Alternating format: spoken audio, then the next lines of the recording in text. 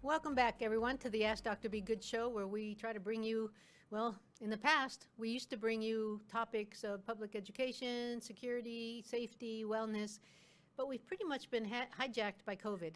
And so making sure that we bring you the latest information about our district as we go through this COVID period is now our work.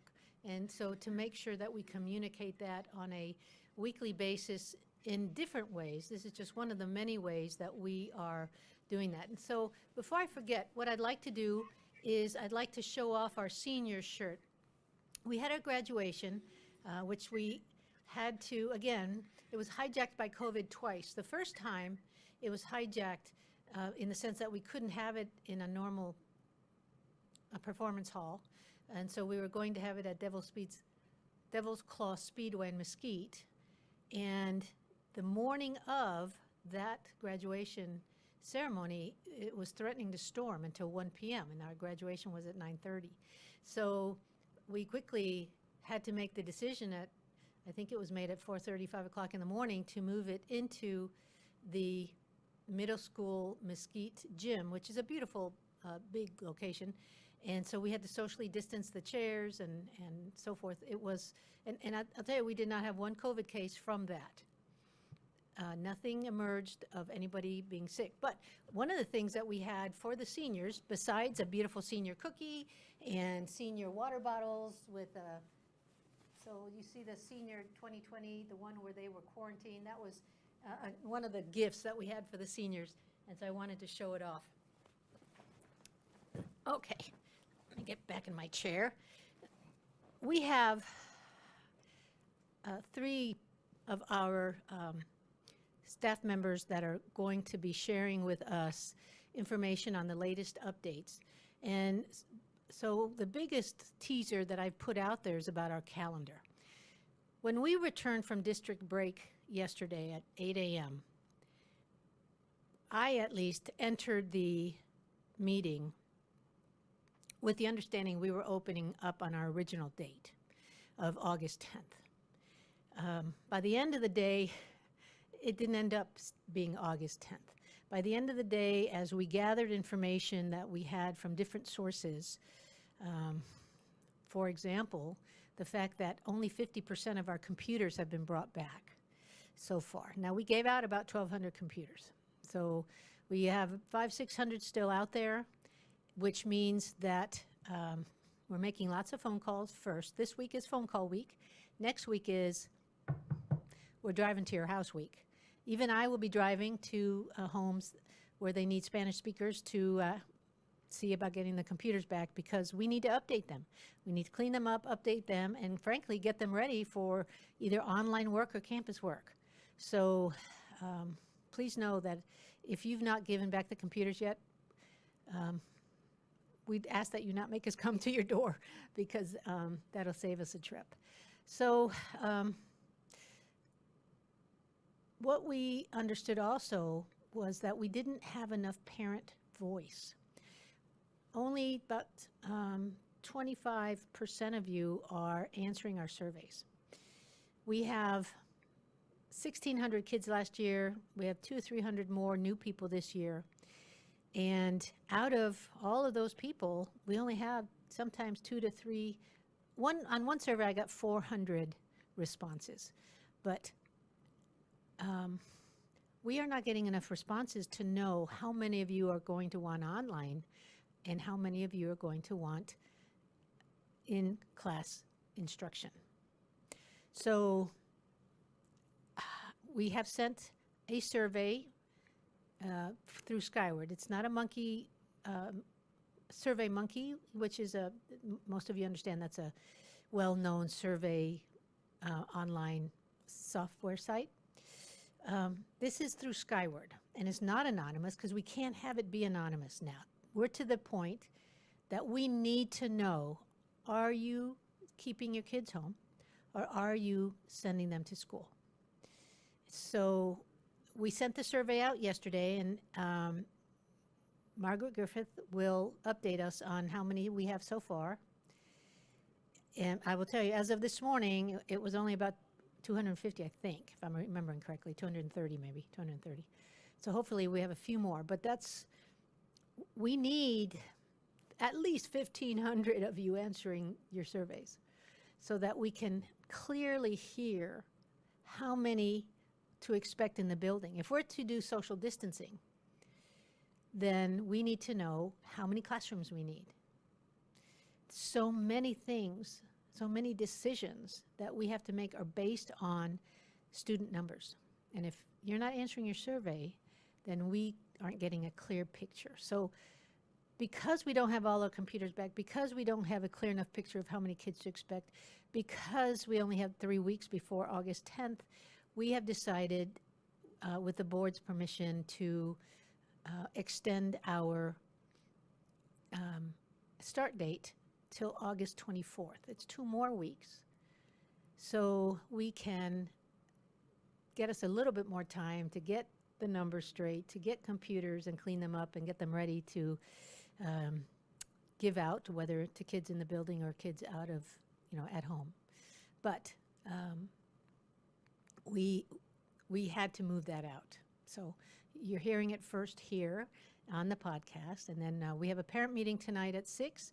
The link is on Facebook, and it was sent out through Skyward, so you have 2 places to look for it. So we'll see you at 6.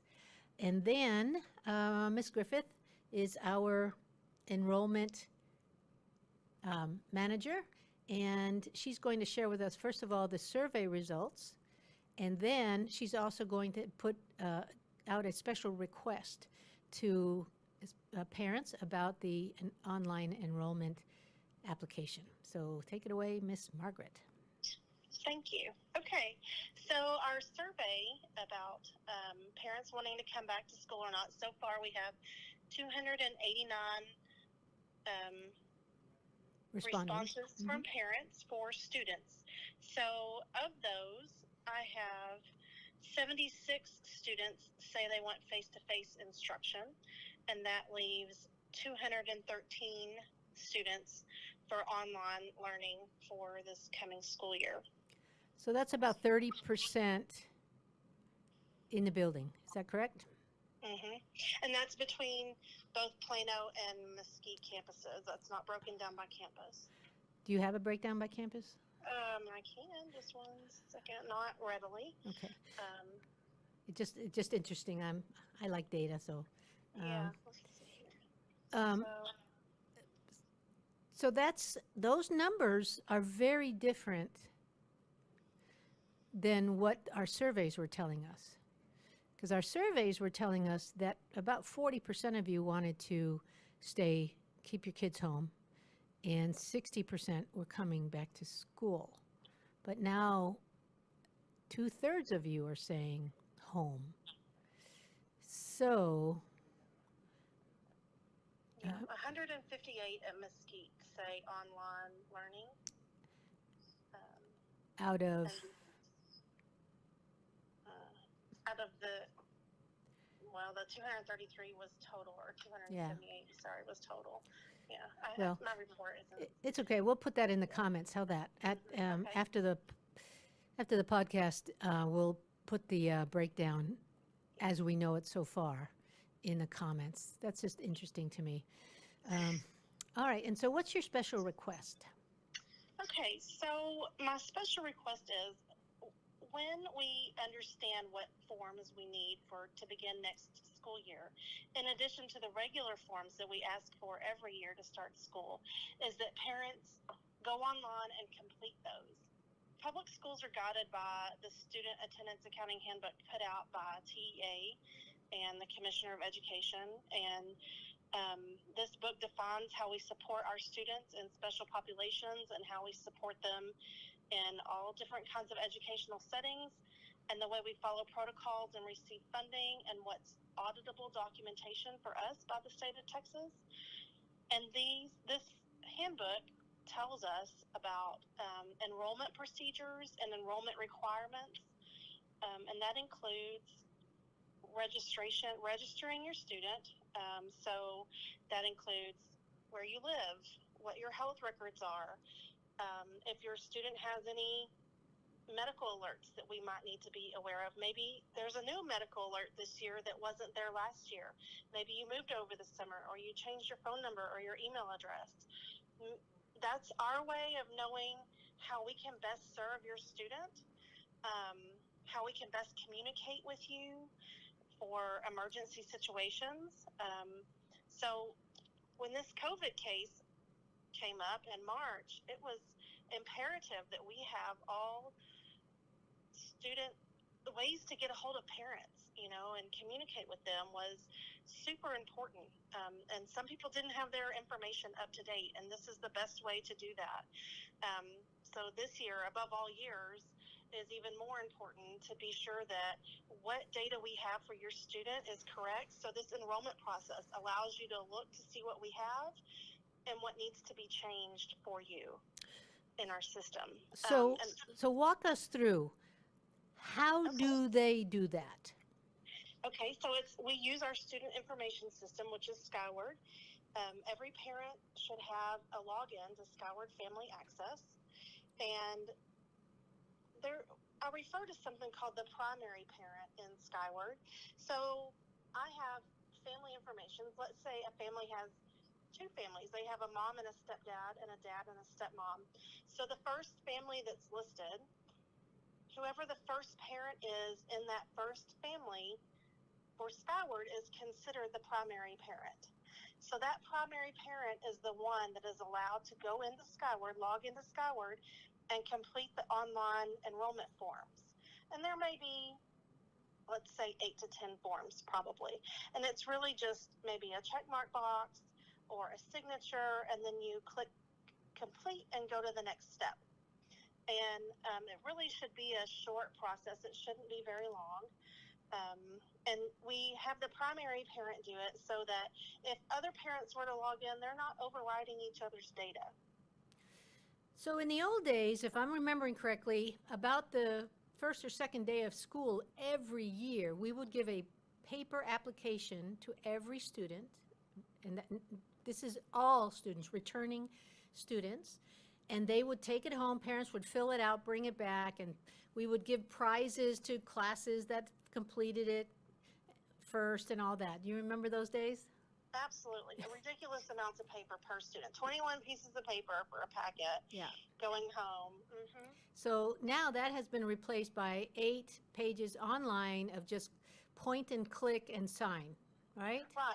Yes, and we get this data ahead of time instead of after the fact already. So that way we're ready on the first day if there's an emergency or something that comes up about your student. It's a good way to know if they're coming back, who we need to schedule for, who we need to staff for. There's so many uses of this online enrollment process. And so by when would you like this done? Before the first day of school. Okay, so we've just changed the first day of school. Yes. Thank you very much. Well, but maybe more parents will do it now, and so thank you for that. We know parents are busy, but of course it's a safety. Think of it as a safety practice for parents, right? We Absolutely. need your up-to-date safety, telephone information, because of a possible safety problem in the future. And so what if a parent can't remember their login? There's a forgot login password or login link on the login page. So if you know your email address, you can enter your email address. If you know your login but you forgot your password, you can enter your login information. And worst case scenario, you can email me at mgriffith@legacypca.com or contact the campus and we can reset the password for you. We're happy to do that. Would you make sure you put in the comment section the link to Skyward, to where they go to the portal, and then your email address, please. Absolutely. Yes, I will. And you can put in there, se habla español, because even though you don't hablarlo as well as I do, if you don't understand the question in Spanish, you know where to go and get that Yes. help, right? I try. So thank you for that. Okay, well, thank you very much, and we will let you get back to work. Okay. Thank you, Dr. Good. Thank you. Bye-bye. Bye. All right, so next on our agenda, let's go ahead and introduce our next two live streamers. And we have with us Miss Stacy Weaver, who's our operations senior director, and then Buddy Davis, who is our facilities director. And so I think we started with Stacy last time, so we'll start with Buddy this time. Buddy, talk to us a little bit about how what we're doing with the PPE, with keeping the buildings clean and prepared for kids, and then there's a part-time work opportunity too. Yes. So this year we went through a lot of changes and we decided. Let's see. You were a little loud. All right, let's try that again. Go ahead. Okay. So this year we've looked at a lot of different aspects of facilities. And one of the things that we looked at was bringing the cleaning team in-house. And we're currently looking for some part-time employees to help clean after the scholars leave each day, Monday through Friday when scholars are there. Be a good opportunity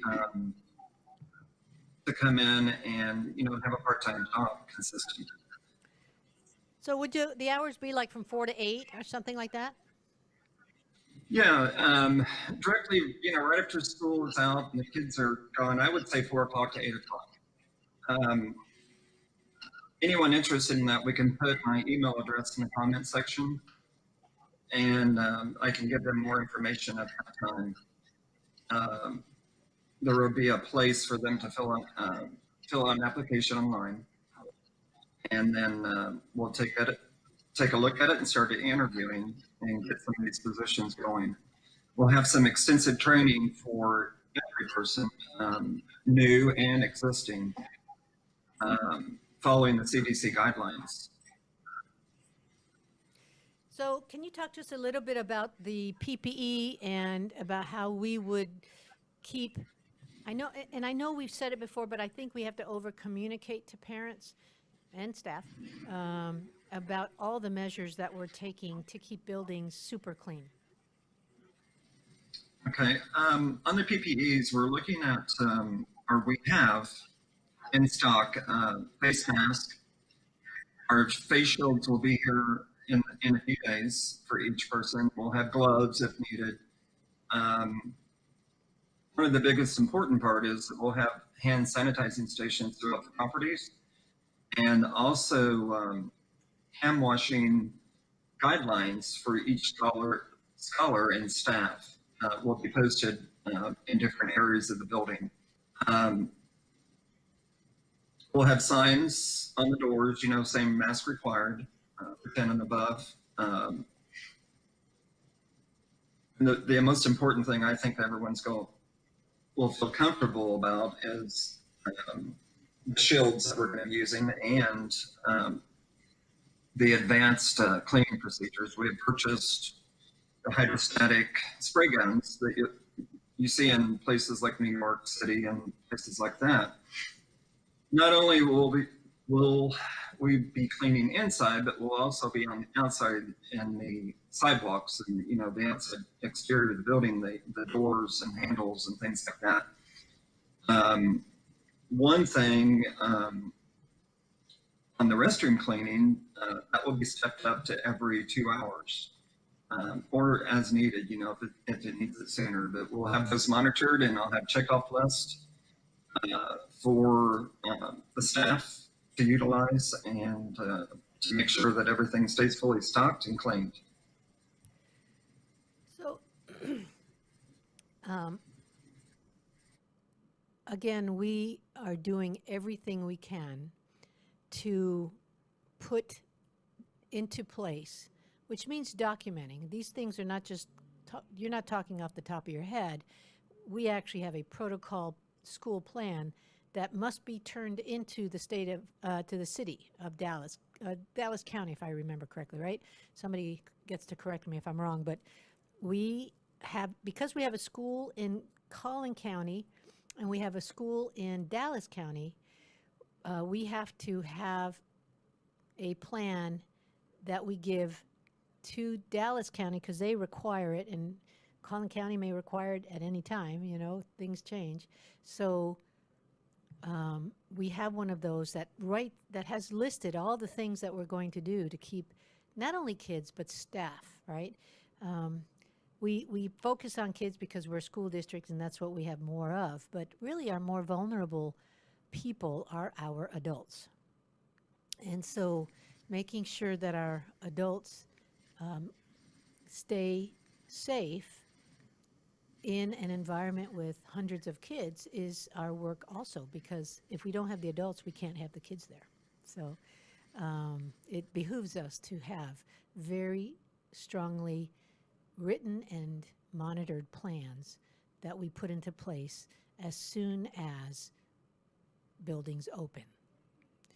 All right, Mr. Davis, any more for the parents? One thing I forgot to mention that I think is important, the air conditioning ventilation systems in the building.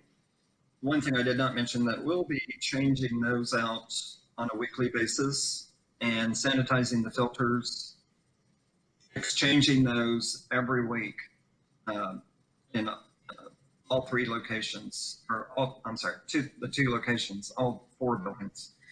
And I think it's just important to know that our air conditioning system will be as clean as the buildings are. And it used to be required that we do that once a month, right? On the air conditioning filters, quarterly. Quarterly, okay, every 3 months, and now it's going to go to weekly. So, yes. Okay, man, that air is going to be pristine. Our staff will be very busy. All right, thank you, Mr. Davis. Now we have Stacy Weaver. Stacy Weaver, Senior Director of Operations, which covers a whole lot of things. But in this case, talk to us a little bit about your side of this security game. So I really do work hand in hand with Mr. Davis because I'm writing all the policies and the procedures for. So what I have to do is stay abreast of all the changes. It's very fluid and almost, I would say, weekly, sometimes daily. Requirements change. Just staying abreast of that and updating our policies and procedures.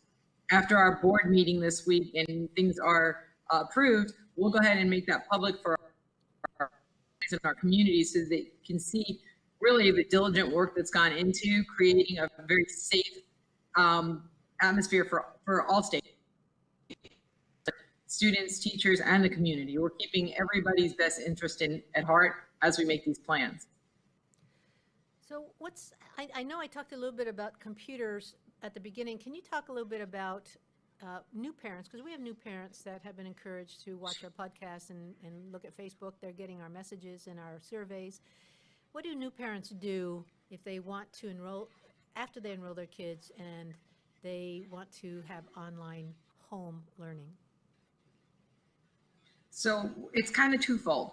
We're going to, and we've already started doing it, Jessica Bolton and Matt Nielsen have been making, and we're going to have a whole entire how-to section for Google Classrooms, or if it's parents with Skyward. So we're going to have a whole section that they'll be able to get assistance along with our already provided help system that we have for technology. We will send out students when they can come and pick up the computers. We just have to finish re-imaging the ones that haven't been turned in yet, get them updated, and then out to the students. So, that's done. We'll be in contact with the parents. We're ordering 300 additional Chromebooks. So we're really trying to get the technology prepared for, which is another reason, like you said, we're moving to the 24th of August for a start so that we can be ready. So, and as far as also have tutorials, the IT staff will also serve as like coaches. They can either coach parents, students, or teachers in any, and that can all be done through request. Well, yes, well, and you know, it's amazing what a couple of weeks away and then coming back and re-looking at everything does to all of us, as far as the amount of work that is going to be done between now and the start of the school year. But even as we're talking, what we all need to understand is that this could change tomorrow. We have districts that have asked permission of their boards to open after Labor Day. We didn't want to do it that late because that would eat up into most of the first month of the summer. And we're not huge. We're not Dallas ISD. We're not Plano with 50,000 students. We're a little smaller and nimbler than that, and so we can move a little bit faster, but still making sure that we are very well prepared for online learning, and then in-class learning is, you know, it's a little bit of twice the work. So there's also, some of you may have heard that there's a possibility that we open just online the first few weeks of school. And I don't say we Legacy, I say we, the state of Texas. There are superintendents who have written to the governor of Texas to ask for permission to just have online work the first 6 to 9 weeks of school. So it's a very, very fluid environment out there. News is good news, different news, bad rumors. They're all out there, and we're getting bombarded by them almost, when I say hourly, sometimes more than hourly, but I'll just keep it at hourly, as I'm sure you are, parents. You're getting snippets of things from family members, neighbors, online, some of your Facebook threads, right? And so my hope is that at Legacy, you're receiving information as quickly as we can get it to you, and that is one of our strong points, to do that and to get that to you. And so you've heard me say it before, but I'm going to say it again. We need your most up-to-date email address and telephone number. If we don't have that, you're not going to get the most up-to-date information. And so making sure that you contact Margaret Griffith, and her email will be in the comments, so that she can make sure she captures your most up-to-date information, so that not only from a child safety standpoint when they're in school, but also right now receiving the most up-to-date information is a fantastic reason why we need it. So please make sure that that is something you get to us if you haven't already. Let me check my notes and let me see what else we have.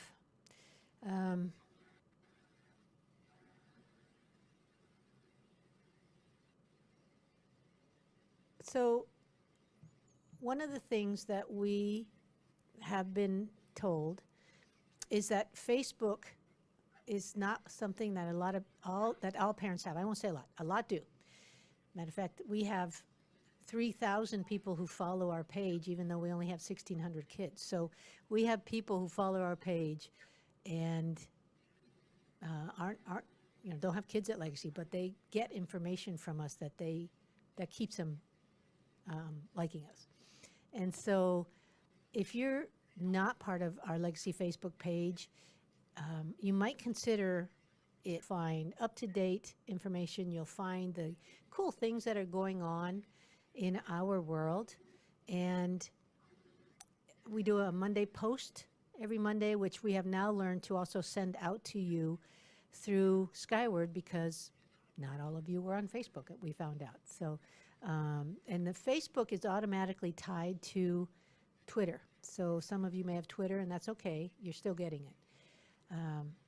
But we have worked hard to make sure we have as many communication threads as we can get with you all, so that we can get you the latest information. So, you know, your work with us is to make sure we have your most updated information. So, as always, time is not our friend in our podcast world. And by the way, let me mention that if you want to keep track of more information about public education, I'm now doing a radio show on Sunday mornings on the Ask Dr. Be Good Facebook page live, or 1160 AM radio. If you do the Facebook page, you don't have to listen to the commercials. And we also have comments and questions that happen on the Facebook page that I can answer on the air.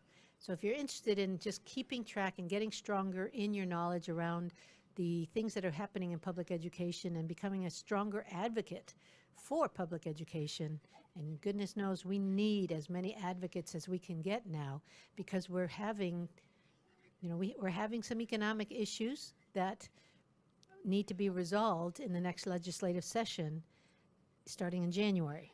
And so that's where I'm going to start asking you to contact your legislators and show how strong of an advocate you are for public education. So there are ample opportunities to stay informed around school. And so we hope that you'll take advantage of all that we're putting out there for you. All right, so we really literally have just 2 or 3 more minutes to go.